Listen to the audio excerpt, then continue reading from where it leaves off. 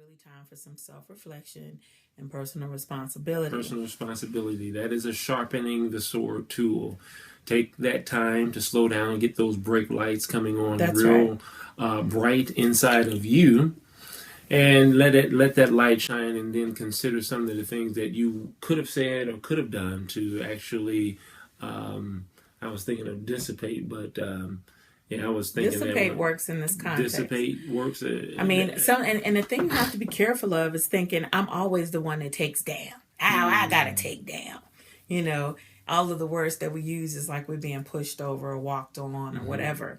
And sometimes our perspective about things needs to change. Yes. You know, there was a point where he would be going through a lot of different things, and when we would see each other in the evenings, he would say some stuff, and I would sit there, and I would have to audibly, like verbally tell myself, he didn't mean that like that.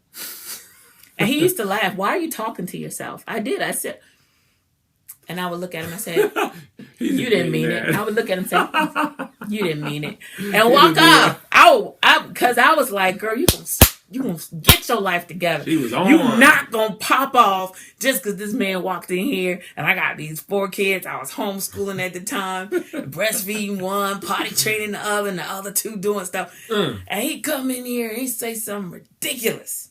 80 miles an hour. 90, still on the highway at home. You need to check that up, you know. And I would just say, you didn't mean that. And I would walk away. And he used to laugh just like this. He's like, what is wrong with you? And I meant it. Yeah. I was not going to act as if this man that I was trying so desperately to love, who I knew was human, got frustrated. We were self-employed for part of that time with our own business. We had different things going on. And I was always going to assume first, the best, that the man that I knew that loved me, that this might not be the best time, because the only thing I had was this haze of fog coming in my life, and so it was all I had was a pop off for you, bro. It was a great de-escalation tool at that particular moment. Everything that works one time may be something different, but she saw the big picture. And when it calmed down, and I calmed down, and he got a chance to, you know, get himself down. To make a decision to take a personal responsibility for myself to try to see the big picture, because I could have kept going. But I did see the humor in that, just because I realized in her having a hard day, I was having a hard day, and I was bringing, you know, fire and being pumped up, just getting home, wanting to see something a certain way, and was just commanding a certain... And I'm looking at him like, you ain't still at work, bro. I'm not one of the employees. I'm sorry. I don't work for you. No, we're partners here. She could have came off like that. And so the thing for me that helped was to allow him to relax. And when I could tell that his fog had dissipated and I knew mine had dissipated, I would go again and I would say, you know, when you came in, it was kind of, you must have had a rough day today.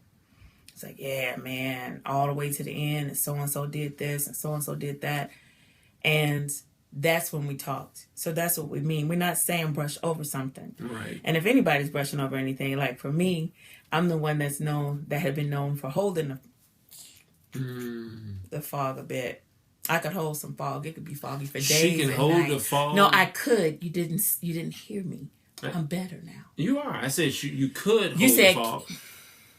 Can. Okay. Well, I was getting to a point because while you were holding, I was stonewalling. I would get upset. You know, I would get better instead of getting upset and shut down and not say anything and not actually tell you what was. See, I don't agree with that. No, I'm talking about that's what I would. I don't think you were stonewalling. I think I was. Okay. I think you. Okay. So what do you call? Because you were going on about your little jovial, jolly way, and you just. No, I'm talking about when I would catch an offense because. But yours doesn't come that often. Mm-hmm. No, and he calls it stonewalling, and when he gets upset.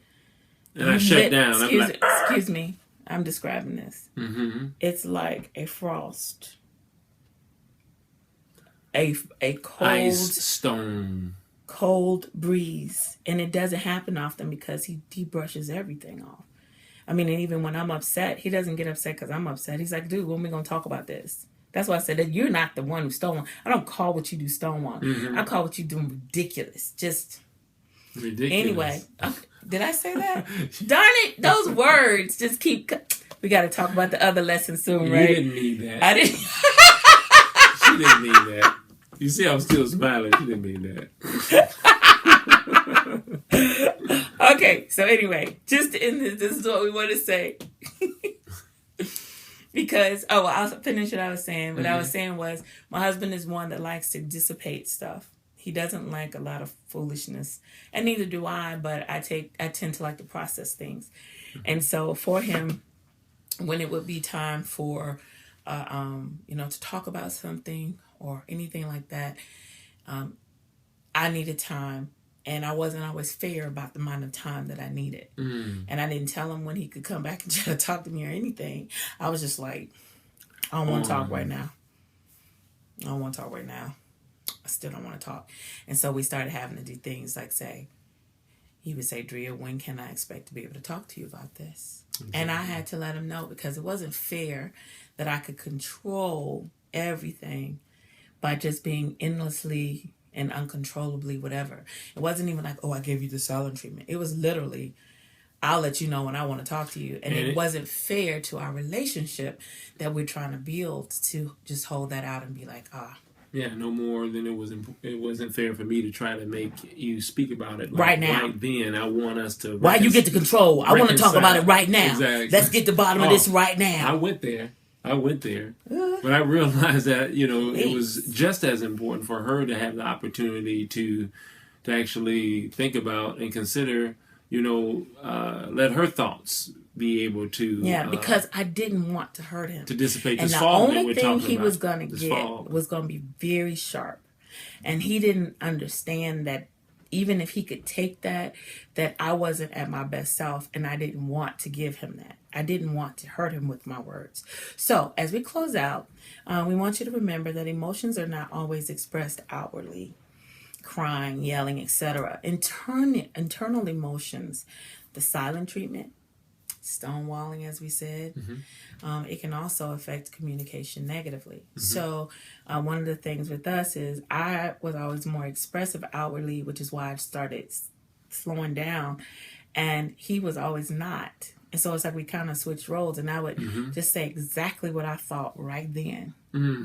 But that didn't really help us, because I was saying a lot of things, and then he would look like, I don't even understand why you're still, what's going on with you? What are you feeling? Look at how you're acting. Look at how you're acting. There you go. That's going to a whole nother level. Right. And so for me, I get so frustrated. I'm like, so because you are exposed or doing stuff inside, you decided you weren't going to talk. So all of that means that you're good and I'm not.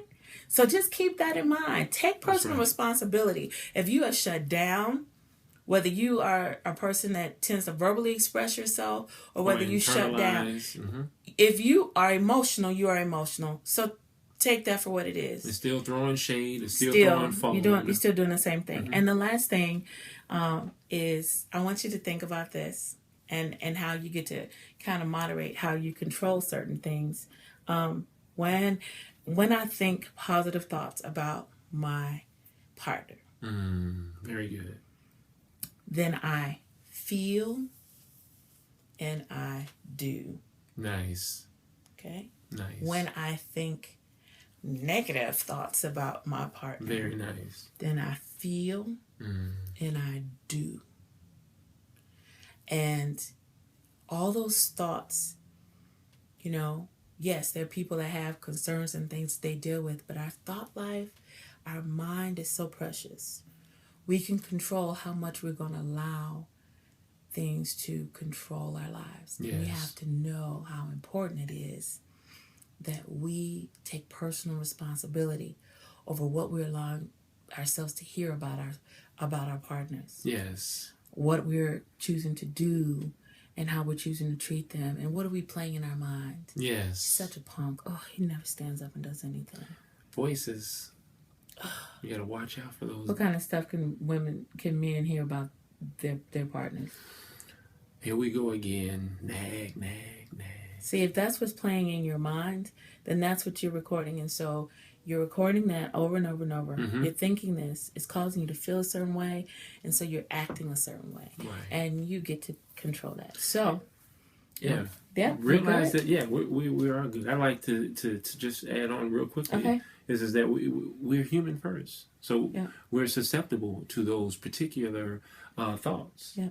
But at the same time, as we were pointing out, as a tool, take control of that. You're human, yes, to take control and personal responsibility to check those thoughts, check those inner thoughts of those mind things, and turn them around so that fog, that shade can dissipate, so that clarity can be born, so that you can get on